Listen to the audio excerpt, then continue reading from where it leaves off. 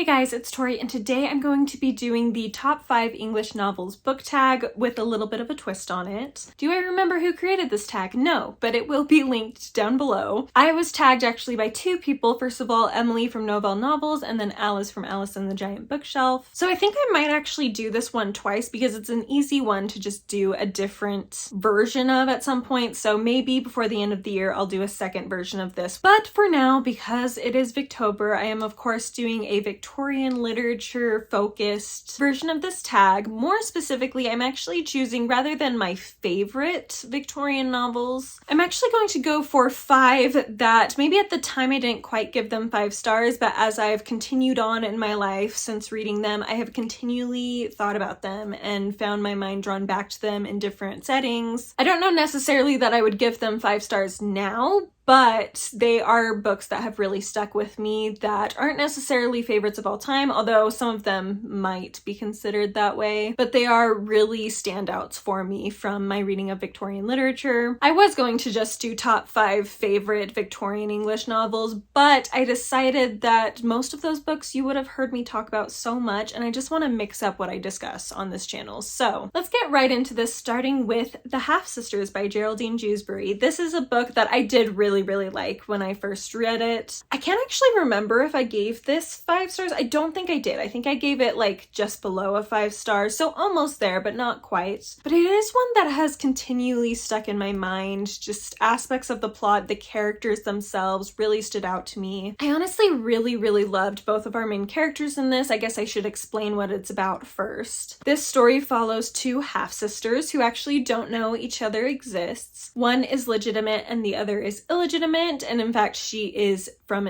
Italy.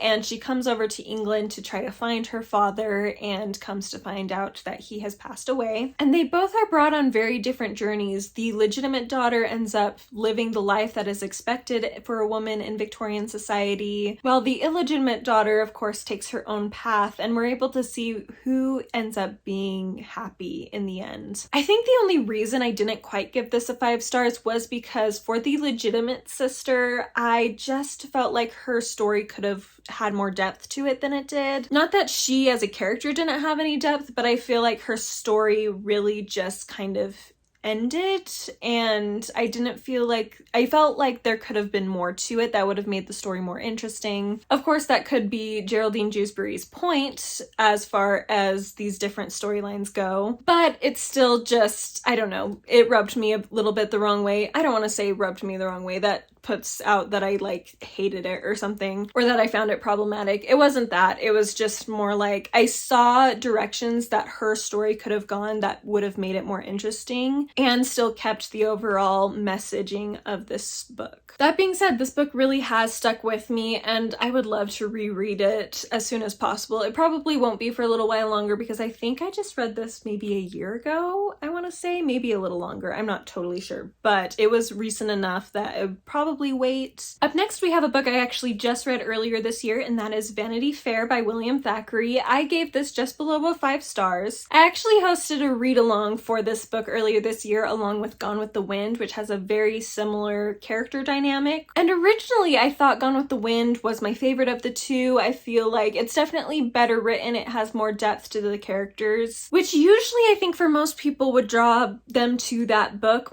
over this one, because this is a little bit more, the characters are more stereotyped, caricatured. However, that's the point of this book, so I don't feel like it's necessarily a drawback for it. And this one actually has been on my mind a lot more than Gone with the Wind since I finished them both. It has just stuck with me all throughout the year. I think I honestly should change my rating for this to 5 stars because I just love Becky Sharp. I love following her shenanigans and comparing them with Amelia's life and fate. All of course set during the Napoleonic Wars, which I think is a very interesting time to explore, especially when it is explored in Victorian literature. Not that I've seen that much of it, but I have read at least 2 books that were written in the Victorian times that are about the Napoleonic era. And so far both of them are some of my favorite Victorian novels. So for some reason, the exploration of this time period has really just been great for me. But yes, like I said, I just really like the characters and their dynamics in this story. I really love a lot of the scenes that occur throughout this story, the plots. I think part of the reason I should mention that this has stood out to me so much is I did watch the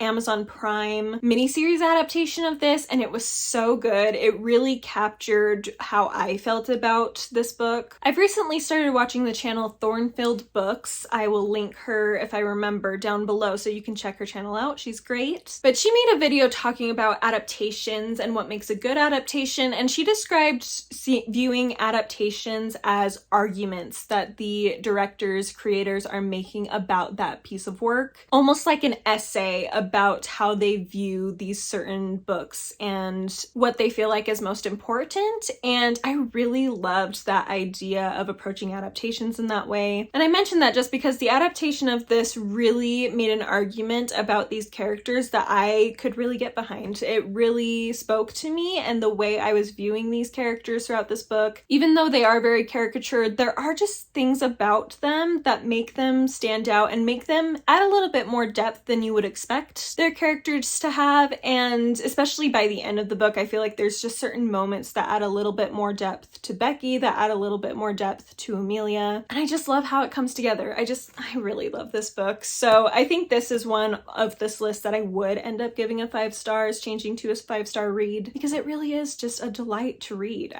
I just love it so much. Up next, we have The Odd Women by George Gissing. I know a lot of people really like this book, and I enjoyed it okay. I gave it 3 stars when I read it a couple years ago, but the characters and the dynamics in this story that it's exploring have really stuck with me, like this whole video is about. This story follows several women who are considered odd women in Victorian society, not odd as in strange, but rather as in the odd women out. They're not married, essentially. And they are exploring ways that they can live a fulfilled life, that they can take care of themselves. 3 of them are sisters, and one of these sisters is still young, and so she is chasing down opportunities for marriage, while her 2 sisters are finding ways to take care of themselves financially. And then the 4th woman that's really focused on is really a leader amongst these women's rights movements at the time, and she's providing opportunities for women to grow in education, grow in skills so that they can provide for themselves. I think I give it 3 stars mostly because there was a lot of parts that dragged for me, and for a book this short, it was very unfortunate. However, like I said, the characters in this book have just really stood out to me. The way this book ends has really made me think a lot. I don't think I would give it 5 stars still, but I think potentially I could raise it up to closer to a 4 stars as opposed to the 3 stars I originally gave it. It really is a fascinating look at women's position at the time and what they were allowed to do and able to do and what really was outside of their opportunities, particularly as this is towards the end of the Victorian era, and so there were a lot more opportunities compared to early on, like with the Brontes, for example. So yes, this is one that I will be happy to revisit in the future because it has stood out to me a little bit more than I expected it to. These last 2, man, the amount of emotions I felt over them is just astronomical, but they have both just stuck with me so much, likely in large part because of that emotional turmoil I've experienced in regards to them. But the first one I wanted to mention of those is He Knew He Was Right by Anthony Trollope. I gave this 4 stars, so it definitely was a pretty well enjoyed book. It wasn't that I disliked it or even felt mediocre about it. It wasn't a favorite. Honestly, I still don't think I would give it 5 stars or necessarily consider it a favorite just because of how frustrated it made me. So this is a very chunky book, so there are several kind of subplot lines and things going on, but the main plot line that is focused on is between this husband and wife, and there are a bunch of rumors going around about this wife that she is spending a lot of time with this old childhood family friend who is much, much older than her. He was actually her father's friend, and so he's one of the few people she knows in London. So she's been spending a lot of time with him where she can, and so people are gossiping about it. And these rumors get brought up to her husband, and her husband doesn't want her to be subject to those rumors. He doesn't want to be subject to those rumors, so he's trying to get her to not behave the way she's been behaving. However, she sees that as ridiculous because nothing's going on. He's way older than she is. She's not attracted to him at all. This older man, I should say, also is like known to be a rake, so that also doesn't help the situation. So this couple really just get in a huge disagreement over this, and we see the fallout of that. We see how this completely tears not only their relationship apart, but in particular her husband apart, because he just insists that he's in the right so much that he's not willing to give her any leeway. And in it ends up really destroying him from the inside out in a lot of ways. And it's just a fascinating look at just the dynamics within marriage at the time, the dynamics between men and women at the time. Like I said earlier, this really didn't get a 5 stars from me simply because it was so frustrating. So many things were going on with this couple that just made me so upset because it would have been so easy to get over. But both of them are so stubborn, and it's really well drawn because neither of them are totally in the right. But as things go on, as time goes on, you start to realize that really her husband just needs to move on. Like, she starts to give a little bit. She never like says that she was wrong or anything like that, but she's really willing to try to work with him and try to work this out.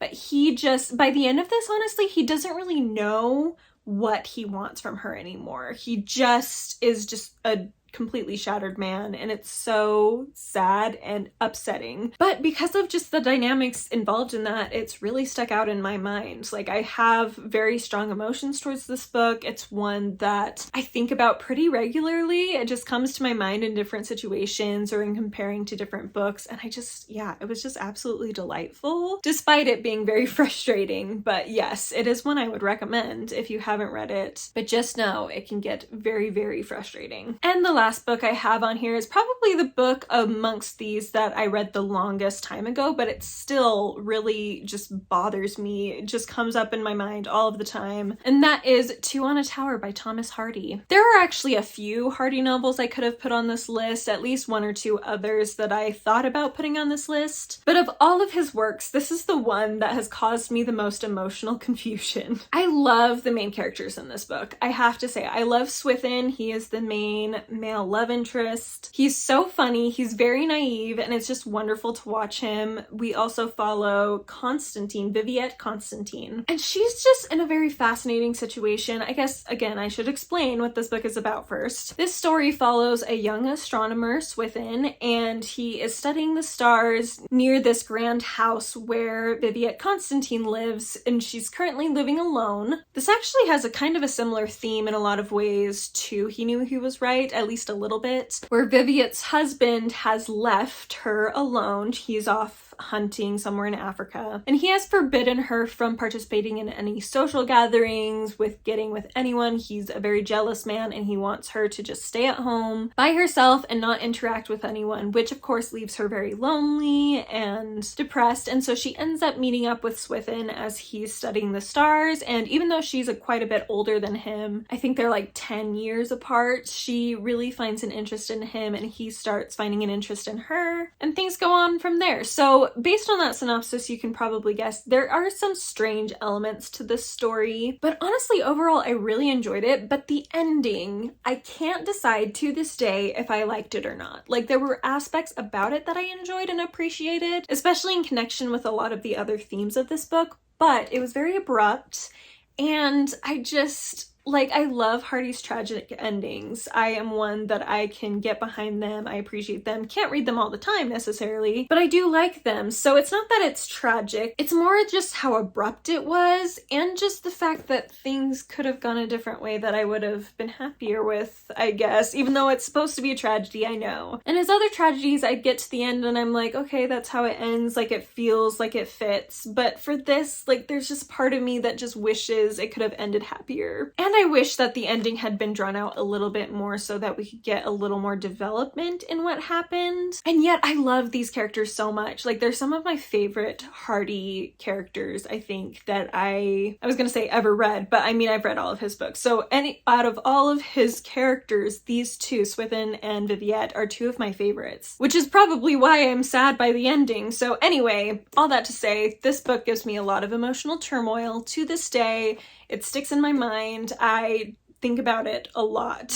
So maybe I need to reread it soon. I think it's one of the earlier Hardy novels I ended up reading, so I should probably reread it soon-ish so I can maybe have a better idea of how I feel about it. Although frankly, I don't know. I feel like the ending is just so that I just will never totally know how much I like it. So anyway, that is the final book on this list. And that is the end of this video. It went longer than I wanted it to, but that is okay. Thank you so much for watching. Let me know your thoughts on the books I've mentioned in this video. If you want to read them, definitely fully recommend. They're all very thought-provoking, very interesting reads. I hope you are having a wonderful reading week, a wonderful Victober, and I will see you next time. Bye!